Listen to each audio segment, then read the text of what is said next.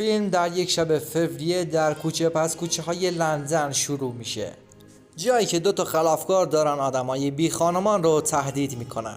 توی یکی از جعبه‌های کارتونی زنی به نام ایزابل به جوزف هشدار میده که با تبهکارا درگیر نشه. معلوم میشه جوزف یک سرباز کارکشته توی نیروهای ویژه بوده که از اردوگاهش توی افغانستان فرار کرده و حالا توی لندن به عنوان یک مست بی خانمان داره زندگی میکنه. توی همین حال ایزابل سعی داره مواد مخدر رو توی دهانش قایم کنه، ولی خلافکارا اونو پیدا میکنن و اونو ازش میگیرن. حتی یکی از اونا تلاش میکنه که زیپ ژاکتش رو باز کنه.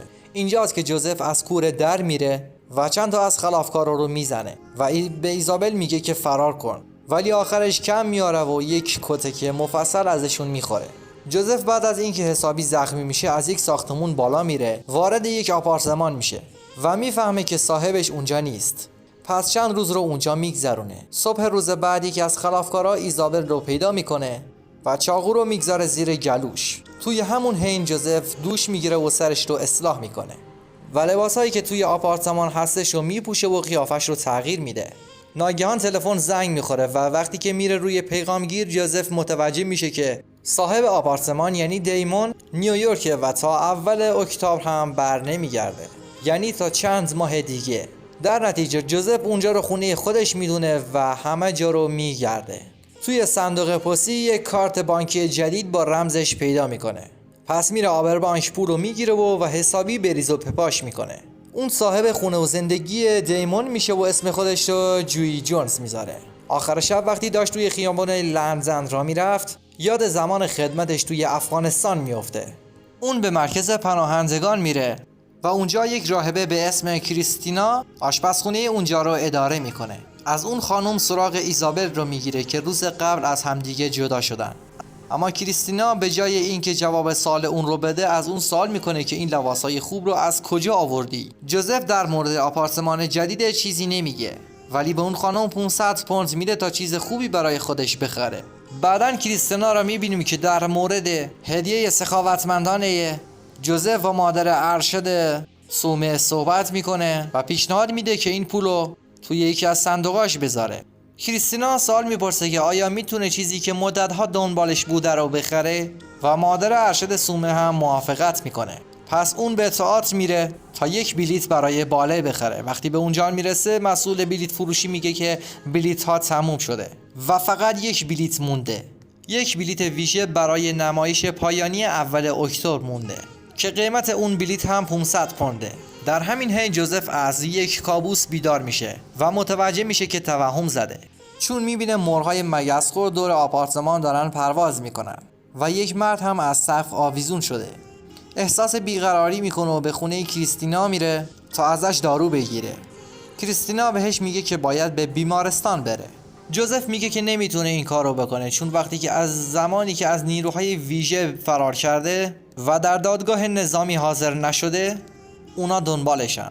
حتی بهش میگه که 2 تا از دنده هاش شکسته به خاطر همون کتکایی که شب گذشته از خلافکارا خورده و یه عفونت جدی داخل بدنش داره که اگه اون ادامه پیدا کنه ممکنه اون رو بکشه. راهبه مهربون نگران میشه، بهش آنتی بیوتیک و مسکن میده. همینطور بهش میگه که در مورد پیدا کردن ایزابل پرسجو کرده و بهش میگه که به نظر میاد بعد از دعوا هیچ کس ایزابل رو ندیده. اون حتی برای گرفتن غذا که همیشه از راهبه میگرفته برنگشته. در صحنه بعدی جوزف به آپارتمان برمیگرده و کلیدهای مرسدس سیاه دیمون رو پیدا میکنه و با همین ماشین به شهر میره و یه آگهی برای پیدا کردن ایزابل با شماره دیمون میزنه. عصر همون روز جوزف یک پیام صوتی از ایزابل دریافت میکنه و بهش میگه که دیگه دنبالش نگرده و اون جاش امنه. اون توضیح میده که تصمیم گرفته چند هفته برای خلافکارا کار کنه تا بتونه پول کافی جمع کنه و از پس هزینه هاش بر بیاد. بعد یک مرد با لباس قشنگ و یک جای زخم بالای چشمش با خلافکاری که قبلا ایزابل رو با چاقو تهدید کرده ملاقات میکنه.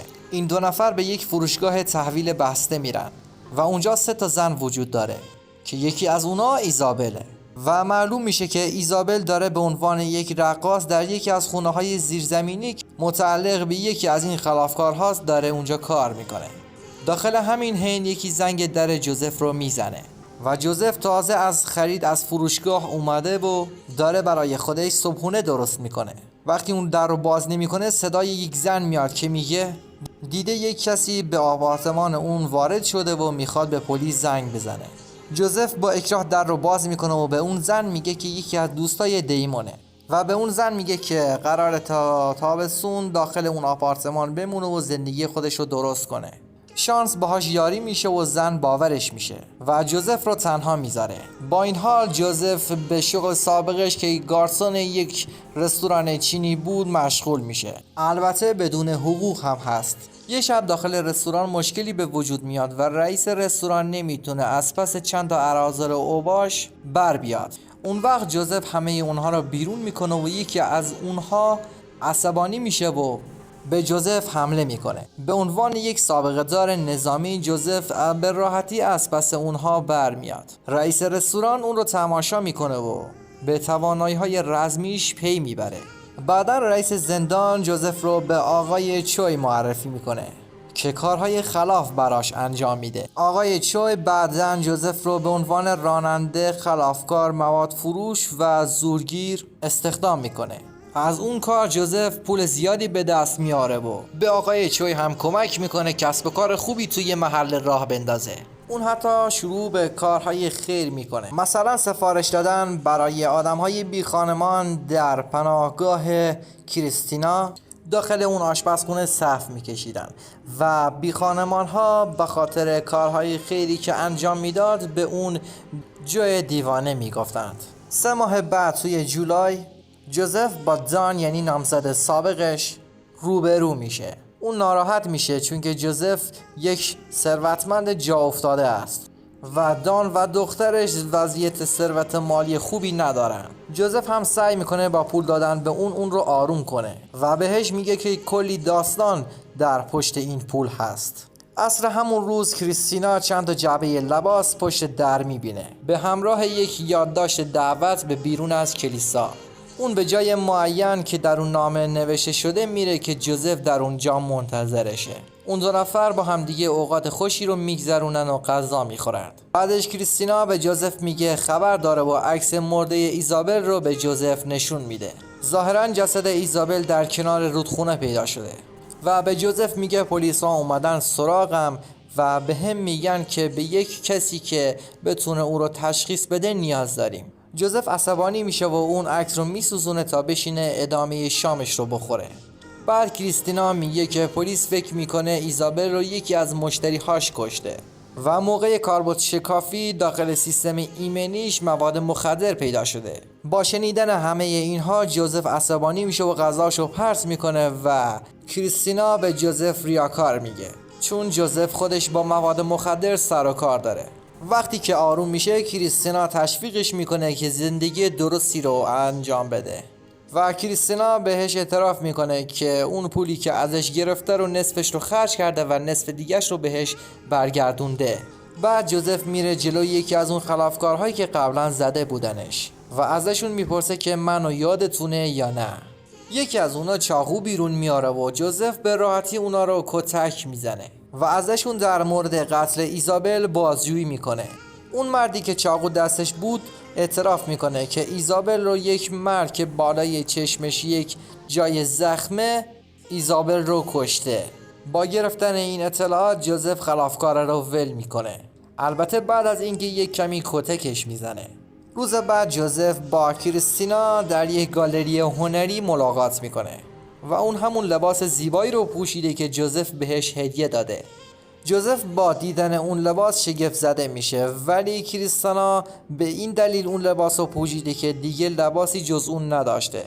بعد کریستینا میگه که اومدم اینجا که یک اطلاعاتی در مورد قتل ایزابل پیدا کنم. بعد یکی از مشتری ها یک چند سال در مورد گالری هنری میپرسه ولی اون 2 تا از اونجا به سرعت خارج میشن برای اینکه هویت واقعیشون لو نره. وقتی توی خیابون دارن قدم میزنن به نظر میاد کریستینا یک کمی بیحاله. اون میفهمه که صاحب آپارتمان یعنی دیمون اول اکتبر برمیگرده، درست همون روز کنسرت باله. اون میگه که ممکنه این کار سرنوشت باشه و بعدش از همدیگه جدا میشن. صبح روز بعد یکی از همسایه ها جلوی جوزف رو میگیره و ازش میپرسه که اوضاعش چطوره.